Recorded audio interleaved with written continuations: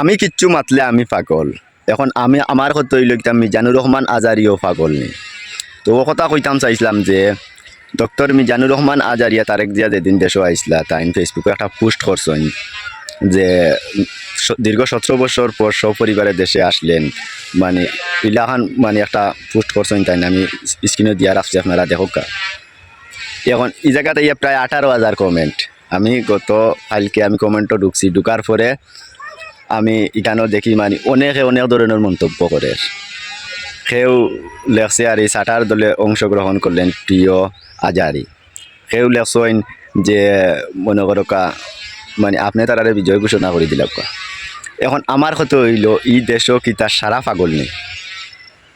আর মনে করো কেউরও নিজের ইচ্ছা তো কিছু খাওয়া যাইতো না নেই, কিচ্ছু নিজের ইচ্ছা তো কিচ্ছু খাওয়াত লাগলে যদি পাগল হয়ে যাই মানে তাইলে তুমি তাই যে ও যে লেখালেখি খান করো, মনে করো বাজেভাবে লেখালেখি করো, এখন তুমি তাই বালা আইলা খাইতো না।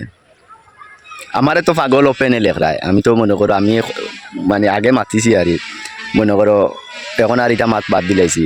সেনে মনে করো জিও ইটা যারা পাগল ছাগল বা লেখে পাগল হয়ে গেছো নি, আসলে আমি চিন্তা করে দিয়েছি তারা নিজেও পাগল।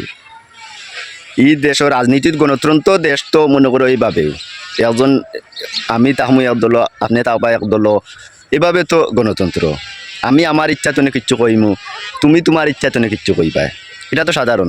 এভাবে তো মনে করো দেশ গণতন্ত্র দেশ সম্পূর্ণ এইভাবে চলি। আর এর লাগি তো আর পাগল যে সারা ইলা কিচ্ছু নাই। তো সবাই ভালো থাকবা, সুস্থ থাকবা। আর আমার ইউটিউব চ্যানেলটা একবারে নতুন, সবাই সাবস্ক্রাইব করিয়া আমার পাশে থাকবা। ধন্যবাদ। আসসালামু আলাইকুম।